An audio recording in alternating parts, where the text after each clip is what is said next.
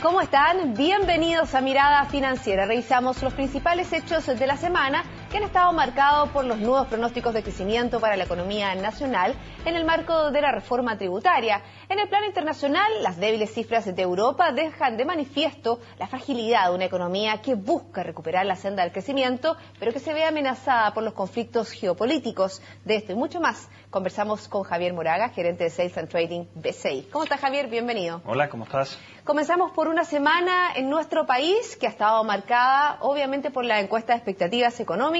Se vuelve a bajar la proyección de crecimiento de un 2,9 a un 2,5. Efectivamente, los operadores financieros vuelven a rebajar sus estimaciones de crecimiento en sintonía con lo que ya venía sucediendo con algunos analistas privados y de hecho las mismas autoridades que están dejando entrever que la economía se está desacelerando más allá de lo que se pensaba inicialmente. Y ya estamos hablando casi un consenso que esta economía solo va a crecer un 2,5% este año más o menos. Incluso hay algunos analistas mucho más pesimistas, hablan de un 2%. Y si hablamos, por ejemplo, del próximo IMASEC, un 1% en julio. Sí, se está hablando de un IMASEC muy débil en julio, lo cual sería muy malo. Ahora, si el crecimiento termina siendo bajo 2,5%, más bien cercano a un 2% también, digamos, es una muy mala noticia y probablemente va a venir acompañado con un deterioro más marcado en el empleo, que hasta ahora se ha defendido relativamente bien, pero que está el temor de, dada la desaceleración en la inversión primero, después en los indicadores de consumo, y que esto se refleje en un mayor desempleo hacia el cuarto trimestre. Algunos hablan de que incluso el desempleo podría llegar al 7%.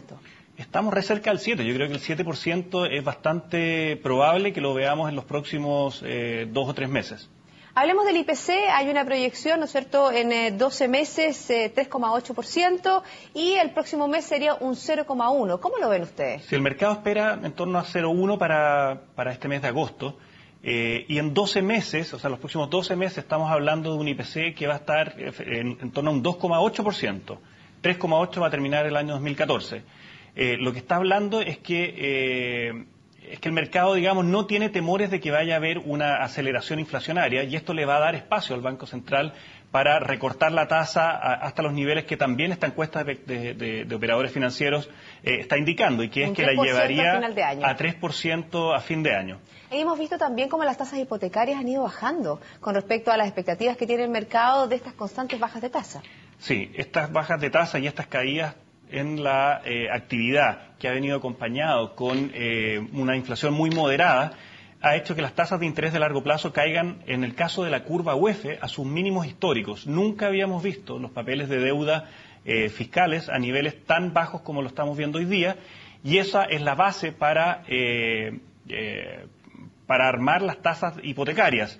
Es la tasa base sobre la cual se basa el resto de las curvas de endeudamiento de las empresas y de los bancos. Por lo tanto, esto se ha traspasado efectivamente a tasas hipotecarias y probablemente tengamos tasas bajas por un largo rato.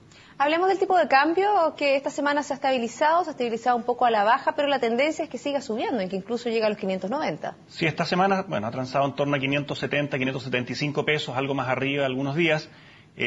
Nosotros tenemos una visión alcista para el tipo de cambio y creemos que esta debilidad de la economía, es un banco central que va a recortar la tasa de interés hasta 3% más, y un nuevo elemento negativo nuevo respecto de las últimas semanas, y que es la debilidad del precio del cobre, nos hace pensar que el tipo de cambio podría ir más allá de 600 pesos de aquí a fin de año. Debilidad del precio del cobre que está indexado a lo que sucede en China. De eso, Javier, vamos a hablar luego de una breve pausa. Ya regresamos. Hay más Mirada Financiera.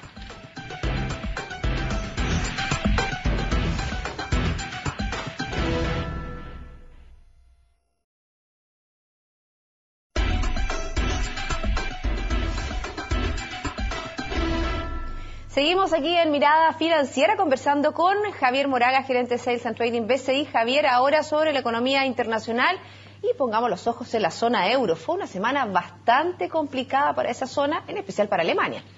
Sí, llevamos ya varias semanas con malas noticias respecto al crecimiento en Europa en general. Y el elemento nuevo es que las cifras en Alemania han venido particularmente débiles. Ya habíamos visto que la producción industrial se había estancado. Las cuentas externas mostraban unas exportaciones que dejaron de crecer ya desde hace varios meses, Y por último, estamos viendo que el producto se espera que se estanque en los próximos trimestres. Por lo tanto, lo que era el motor de crecimiento para la zona euro hoy día está bajo una seria amenaza. Y eso obviamente le va a poner más presión al Banco Central. Y acá es importante recalcar que las expectativas, que también sufrieron un golpe brutal este miércoles, estamos viendo que están siendo afectadas por los sucesos en Ucrania. Ya supimos que Rusia cortó las importaciones de alimentos de varios países de la zona euro, y eso está además afectando las expectativas de los agentes económicos. De los agentes inversores que bajaron, por ejemplo, de 27.1 a 8,6 puntos. Y la verdad que fue una brutalidad. Esa es la encuesta ATSEV del Instituto de Estudios Económicos Europeos de la ciudad de Mannheim. Y claramente mostró una caída brutal, y eso claramente está hablando de que en los últimos 2 meses hubo un enrarecimiento del clima de inversiones o económico en Europa que les va a pegar claramente al crecimiento. Una inflación muy baja, incluso negativa en España, en la zona euro. Nuevamente se hará la pregunta, ¿Mario Draghi se debió haber hecho algún tipo de estímulo? Como se lo pide, por ejemplo, el presidente francés. Nuevamente esta semana salió a pedirle a Mario Draghi que hiciera mayores movimientos monetarios para reactivar la economía. Bueno, Francia está estancado desde hace varios trimestres, varios años, y está con prácticamente cero inflación. Y tampoco han hecho las tareas en el sentido de realizar las reformas estructurales que les permita volver a crecer. Esto mismo sucede con Italia, que mostró un producto en el segundo trimestre contrayéndose, que se suma al del primer trimestre, por lo tanto es una economía que está en recesión. Y a eso le sumamos que hoy día no existen presiones inflacionarias en la zona euro, por lo tanto Mario Draghi va a ser llamado durante toda estas próximas semanas antes de la próxima reunión para eventualmente negociar mayores estímulos monetarios. ¿Pero qué le queda? Si la tasa la tiene, pero bajísima, incluso hay créditos negativos para los depósitos. Sí. Bueno, el paso siguiente que le queda es actuar como lo ha hecho la Reserva Federal, es decir, anunciar un masivo plan de compra de deuda de largo plazo, corporativa o de los gobiernos, cosa que no es fácil y requiere un montón de tramitación y aprobaciones legislativas en varios países, pero va a estar presionado para tomar nuevas medidas seguro. Un estímulo monetario que ya hizo también Japón, que la verdad que la última cifra se estuvo golpeado, tuvo una contracción de un 6,8% anualizado entre abril y junio. Dicen que afectada precisamente por el alza que tuvo el IVA. Así es, bueno, Japón también hizo una inyección monetaria muy fuerte y fiscal el año pasado con la llegada del nuevo gobierno de Abe, y habíamos tenido además que un primer trimestre muy fuerte, en donde la economía había crecido 6,7%, en una buena parte en respuesta a este mayor estímulo monetario y en otra parte como anticipo al aumento del IVA que iba a suceder el 1 de abril. Bueno, se concretó ese aumento de abril y lo que vimos es que la economía en el segundo trimestre se contrajo casi lo mismo que se había expandido el primer trimestre, por lo tanto volvemos a la misma situación, y que es que la economía japonesa está básicamente estancada y sin presiones inflacionarias. ¿Qué es lo que se va a esperar? Probablemente también nuevas presiones por el lado de mayor estímulo monetario y fiscal en los próximos meses. No alcanzamos a hablar de China, que esta semana también sufrió un revés con respecto a sus cifras, con respecto a los créditos. En un segundo la evolución de China, y por eso hizo bajar el cobre en nuestro país. Bueno, China estuvo consolidando crecimiento en torno a 7,5% en los últimos 2 trimestres y de alguna forma el mercado está optimista. Sin embargo, las últimas cifras recientes muestran algo más de duda, y eso, entre otras cosas, le pegó al precio del cobre esta semana. Vamos a ver qué pasa a la próxima. Javier, 1.000.000 de gracias por haberme acompañado en el día de hoy. Gracias a ti. Hacemos una breve pausa y ya estaremos conversando con el presidente de la Confederación de la Producción y el Comercio, Andrés Santa Cruz. Ya volvemos.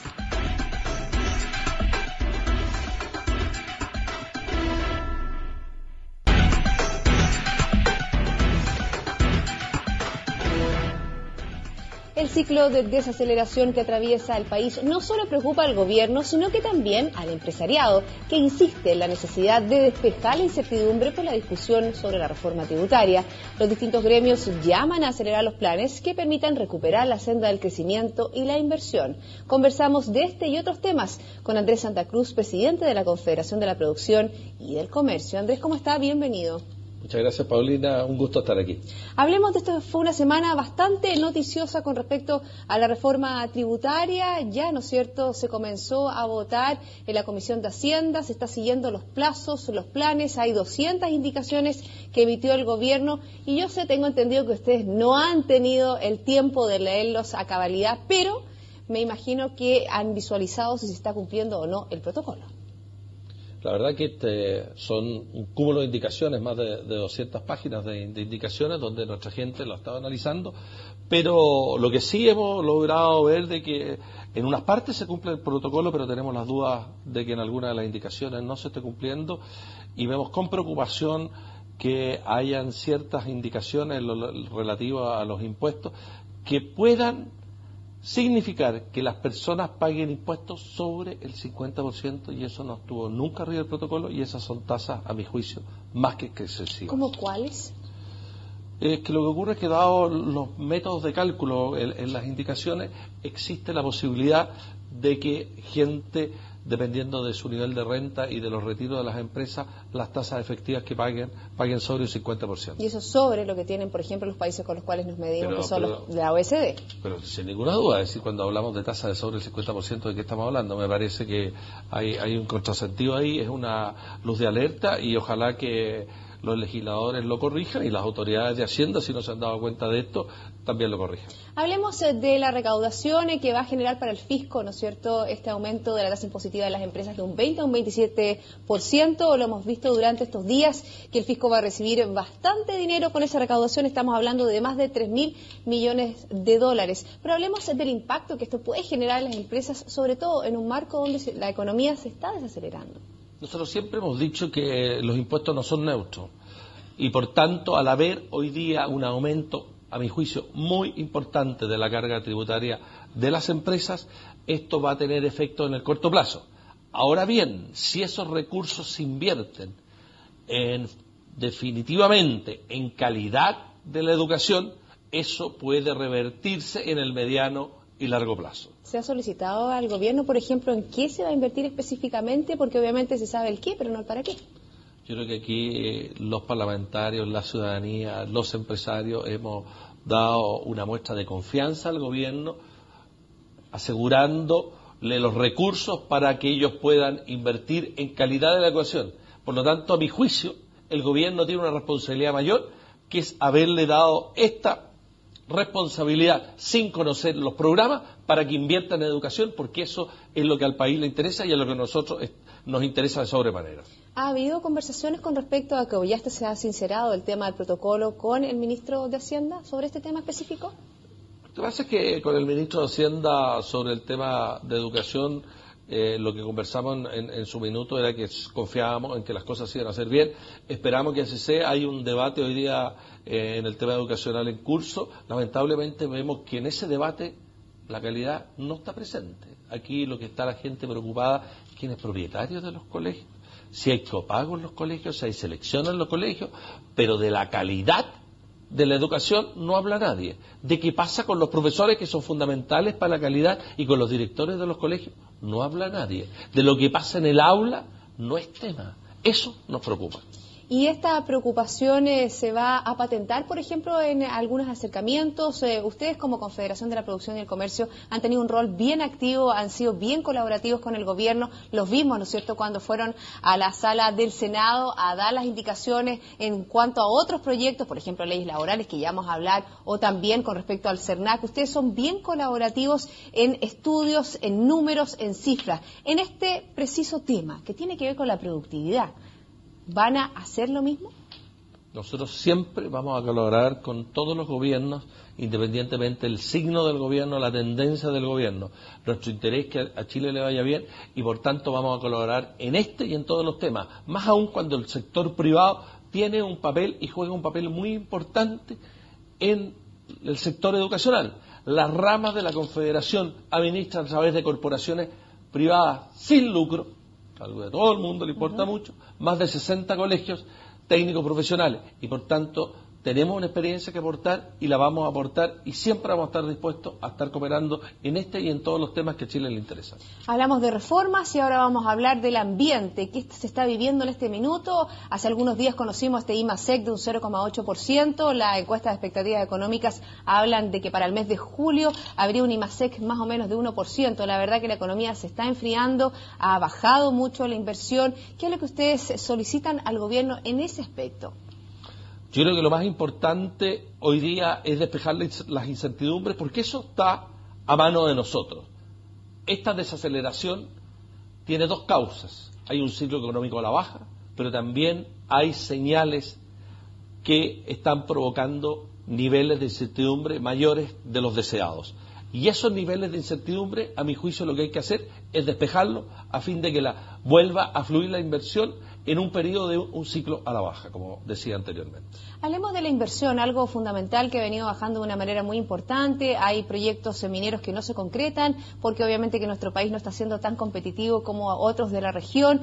¿Qué se está haciendo en esa línea? ¿Cómo están trabajando ustedes para poder reactivar el proceso de inversión? Sabemos que la incertidumbre es un tema clave, pero ¿cómo se hace?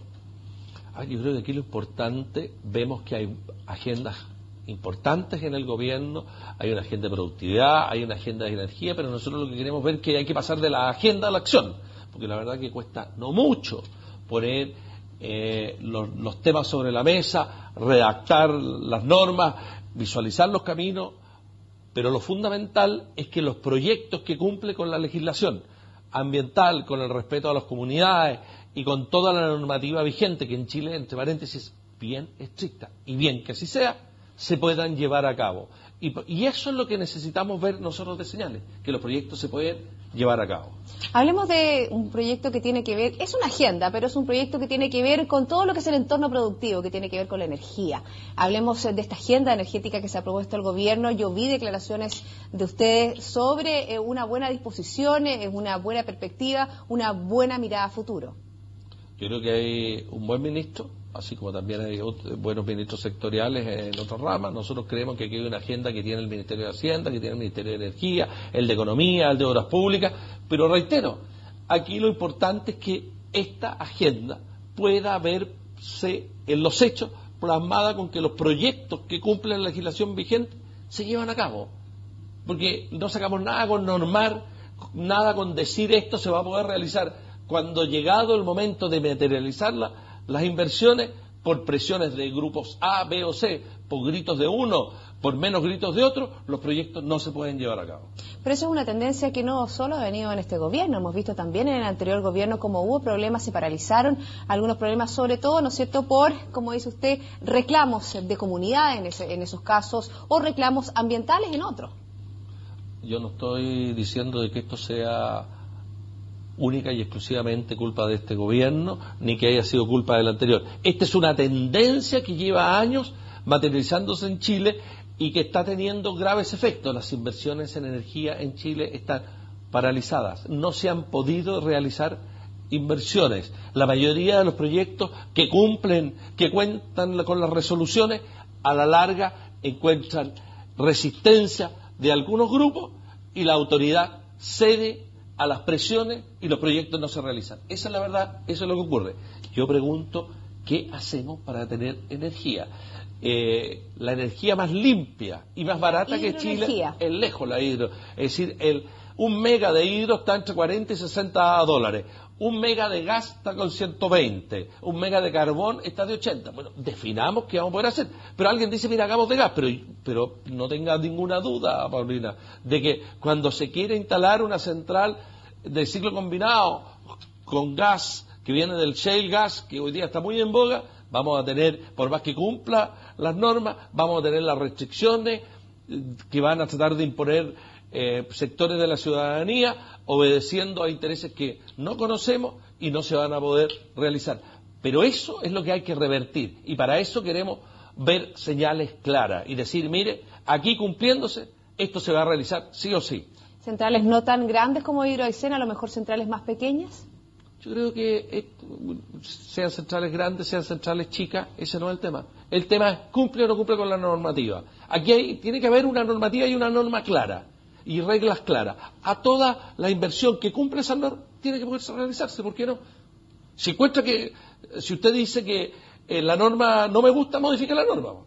Pero una vez que alguien cumple, que se pueda realizar la inversión. Normas claras, reglas claras, transparencia, es fundamental, ¿no es cierto?, en la relación entre una parte y la otra. Vamos a tocar otra de las reformas que ha estado dando a conocer el gobierno, que tiene que ver con las reformas laborales. Hemos visto una activa participación de ustedes, han tenido reuniones y dentro de las preocupaciones tiene que ver, ¿no es cierto?, una de las más importantes, el reemplazo en materia de huelga. Usted habla específicamente que hay que tratar con distinción una empresa y la otra. ¿Cómo lo ven ustedes?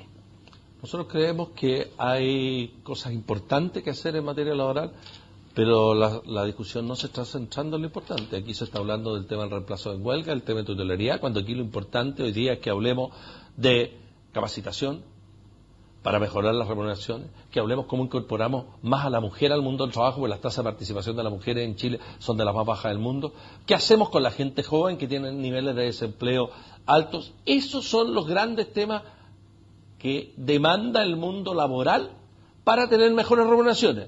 El resto son, a mi juicio, titulares para la galería. Toda vez que, en primer término, el tema del reemplazo en huelga, que es el que usted me preguntaba, Paulina, casi no se ha ocupado en Chile y tampoco ha demostrado que eso tenga mayores efectos en lo que dice en relación con las negociaciones colectivas. Y por otro lado, yo he manifestado, y así lo puede saber la ciudadanía entera, de que hay ciertos sectores del país que no tengan esa posibilidad, sin ninguna duda, que se va a producir un daño muy grande. Y yo lo he graficado, es decir, ¿qué ocurre en un hogar de ancianos, por ejemplo, cuando el personal que labora en ese hogar de ancianos decide ir a la huelga y no se le puede reemplazar? A todos esos ancianos los ponemos en la calle. Sacamos las camillas, decimos que ponemos en la calle, y la mitad muchos no tienen ni que hacerse, ni familias que se puedan hacer cargo. Esa es la realidad, y eso ocurre en muchas labores. Hay labores que son fundamentales. Hagamos lo siguiente: el día que tengan los funcionarios de las empresas eléctricas electricidad y se caen los tendidos y no hay nada, bueno, que la gente quiere decirlo. Esas son las consecuencias prácticas. Es decir, distinguir entre una empresa crítica y otra empresa crítica. Hay muchas empresas críticas. También pasa con los que procesan alimentos perecibles. Entonces, yo creo que aquí hay casos y casos, pero más importante que eso es, preocupémonos de ver cuáles son efectivamente las reformas que van a tener una incidencia importante en lograr mejores remuneraciones de la gente, porque a eso supongo que es lo que uno debe apuntar con la negociación. También relaciones entre trabajadores y empresarios. Yo creo que el tema de las buenas prácticas es algo fundamental. Yo no tengo ninguna duda al respecto. Yo creo que es muy importante las buenas prácticas, y los que debemos partir dando el ejemplo somos el sector empresarial, y yo creo que hacemos ahí una buena labor, si no muy buena, habiendo excepciones, como hay excepciones en todos los ámbitos. Aquí las excepciones existen en todos y cada uno de los ámbitos de la actividad nacional, porque todos somos humanos. Hablemos de las excepciones, por ejemplo, en lo que pueda reclamar los consumidores a través del CERNAC. Sabemos que hay una ley, ¿no es cierto?, que ya se está estudiando en el Congreso, este proyecto de ley del CERNAC, y ustedes han sido bastante creativos, han creado una comisión de derechos de los consumidores, de buenas prácticas, y también han propuesto esta alternativa que da a conocer el gobierno, por ejemplo, un órgano colegiado y una Cámara Nacional de Mediación. ¿Por qué no hablamos un poco de este tema? Ya estamos terminando el programa.